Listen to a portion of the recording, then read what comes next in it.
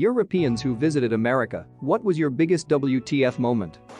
First thing I saw after sitting down to have my first beer in Portland was some guy walking in the middle of the street, half-ass dressed as a ninja, with two swords on his back. Oh, and before that some homeless guy told me and my friend to go back to your country. Then some slightly hippie-looking girl apologized for his behavior. We just laughed at how scripted the situation felt and went to have the beer above. Also, when you play Grand Theft Auto you hear strangers on the street yelling and talking about weird shit. That just felt exaggerated until I went to the US and realized it actually happens all the time. In 2015 I went to Florida. We walked past a crazy golf place and a guy was holding an alligator in his arms. He also told me he had an 8-foot alligator in the back.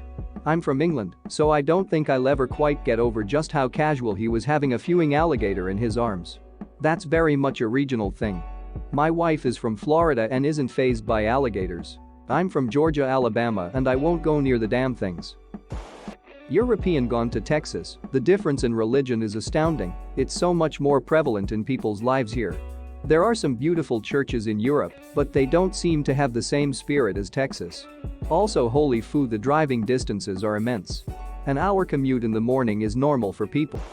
While in Florida, we went through a drive-thru and the lady couldn't understand what I was ordering, regardless of how slowly and carefully I spoke, so I decided to go inside instead where the lady behind the counter couldn't understand me either. I am a northern Brit, but not too broad an accent. My little sister had to put on her Florida accent to order for us. The manager who eventually took the order said she was sorry, as the staff were only used to normal English. Lol. Is Liverpool considered Northern England? I used to work offshore on a rig with about 50% UK crew, most of them from Newcastle and Sunderland area, and then there was this one guy from Liverpool. I am Danish, and I consider myself fairly skilled in the English language due to being exposed to British and American media throughout my life, and I could have good meaningful conversations with the Geordies and pretty much everyone else on board, except for the Scouser. His dialect simply did not translate in my head. So I guess my whole point with this post is that if you're from Liverpool, then I get why the Floridians in the drive-thru didn't understand you're not normal English. Boston? Didn't notice I had left Europe. Houston?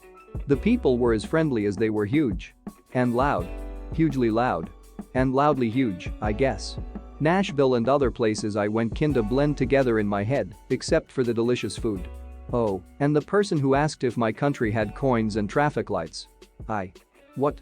Yes? I mean, what? I was extremely surprised that in fast food restaurant you will find unlimited soft drinks from time to time, like a refill cup. Yet people pay extra for a bigger cup.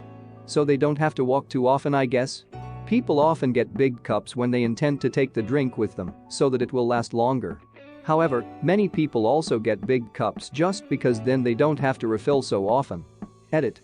Also, it's the norm in the United States for fast food places to have free refills. I've never been in a chain that didn't have free refills. Edit 2. No, I've never been to Europe or Asia. Edit 2.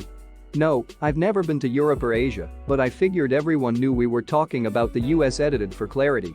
Edited for clarity. This is not me. I read a story of 4 Germans who had just finished high school and were going on a USA road trip of beer and weed in some places. They didn't find out the drinking smoking age was 21 until they got there. I had a foreign exchange student friend come from Germany when we were about 19 or 20, and he ordered a beer the first time we went out to eat. He was shocked when they asked for an ID and denied him a drink. We laughed and asked if he knew that 21 was the drinking age here. He just replied, "Yes, I heard that, but it seemed too ridiculous. I thought no one would care." I left my hotel in Texas at 7 a.m., stopped at McDonald's, and got enough breakfast sandwiches to last me through lunch. I then stopped at a gas station to get gas and cigs and 2 Cokes. I gunned it through Texas, sometimes going over 90 miles an hour. I stopped one more time to go to the toilet and get gas and snacks. At 7:30 p.m. I stopped at the hotel to spend the night. I was still in Texas. I'm Canadian, not European, but still the first time I saw a dude walk by me, into a bank no less, and he stood near a cop, with a gun on a holster, and not cause shit, it blew my mind. Edit. For those of you wondering. It was somewhere in Texas, it was something like 30 years ago, and for all I know he was breaking the law, and just didn't get caught in the minute, or so I remember looking at him. I went into a Pizza Hut in Nevada, and the guy working the register was open carrying. It's normal here, all arguments for or against aside. I'm actually in NYC right now, so that was good timing. I'm from the UK. Yesterday I went to Central Park, and there were literally two guys just driving around on Swegways with giant-ass snakes around their necks. Occasionally they'd take them off and drape them around the nearest random person. I was actually frozen with horror. Edit. Wow, this blew up more than I expected. Clearly this is more of a regular occurrence. I also saw even more of these snake dudes at the Statue of Liberty today. Maybe they're following me. Pretty stereotypical stuff. Couple we stayed with were hugely nice but very religious and overweight. They voted for Obama and then Trump. Also drove us 4 hours for a day trip. The bread is inexplicably sweet. A nice healthy pancake with blueberries for breakfast was actually 5 pancakes with blue syrup and whipped cream. I could get used to root beer floats though. My brother lived in Tampa for a while. When I went to visit any American I spoke to told me their life story. Their military career, how many jobs they have, kids they have, how old they are, etc. I took a 40-minute trip in a Uber from the Keys to Eber, and, I'm not kidding, this guy talked, seemingly without taking a breath, the entire time. As a Brit this was very uncomfortable. I'm American and I hate talkative Uber Lyft drivers. I'm hoping in the future the app has an option to choose quiet ride. Us Germans have the reputation of being deferential to all kinds of authority, and maybe deservedly so.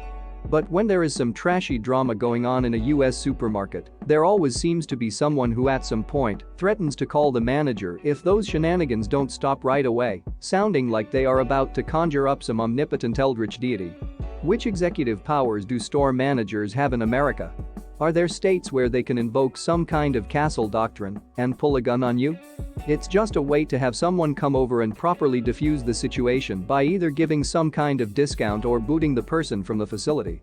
Some places only the manager has the authority to do either without getting in trouble from the higher-ups. Probably a bit late to the party on this. But I went to Portland beginning of this year while on a business trip, and I couldn't believe the amount of homeless people in downtown Portland. I am not talking about the odd person just sitting in the corner begging. There were a couple of streets with homeless people just strewed on the pavement, some laying down, some sleeping, some just talking to themselves and screaming. This was the first time it really hit me at how big the class divide is in the US and how this is normalized. I would like to believe if this happened in the UK, it would be all over the news. And don't get me wrong, we do have homeless in London, but not at this level. While this is happening a few streets over, you've got the most hipster of markets with people talking about stopping gentrification and change the country, and I'm thinking, look a few streets over mate, there are about 20 people just on the floor homeless, and no one gives a shit.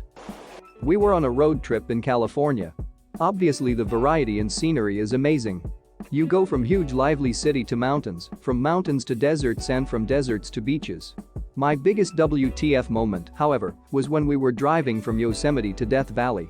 We drove about 100 miles from the relatively big town, European standards, where we spent the night and passed through a town in the middle of nowhere that I can only describe as sad. While obviously people were living there, the town simply felt lifeless. The saddest part was probably seeing the school. I've been to some African countries and visited extremely poor towns there, but I'd honestly rather grow up there than in that town in the US. Don't get me wrong, the US is an awesome country, everything about it including the people, but there are exceptions. My girlfriend, German, has a lot of family throughout different states and also spent an exchange semester at Drake University in Iowa. She says what baffled her most was the absolute ignorance people had about the world outside the US. In the age of internet, people asked her if Germans had cars, they invented them FFS, or electricity. Which is bad per se, but the US is a global player, has its troops everywhere, wages war all around the globe, all while the average person can't even point out Iraq or Vietnam on a map. Edit. It's interesting how many people get incredibly angry and offended over this. If you weren't the individuals in question because you know these things, that's good on you. Don't try to invalidate other people's stories because your immediate surroundings aren't like that. Being under 21 in Las Vegas, even with your parents, earns you a lot of dirty looks from bouncers. A few times, bouncers even came up to me and were only technically not touching me. Don't even try to go in if you have a baby face or you'll get viewing assaulted. Also, the way people so casually bring up religion. In Europe it's a very private thing. Even in very religious countries like Greece, God faith is rarely brought up. In America, it's God this, Jesus that, praise the Lord, and hallelujah. It's like everyone is constantly passive-aggressively one-upping each other about how devout they are. It's a lot like every statement of intention, like I will do dash, being punctuated by inshallah, if Allah is willing, in Muslim countries, not to be confused with the DBZ opening challah head challah. Oh, and the 99% adds 1% content on TV like WTF.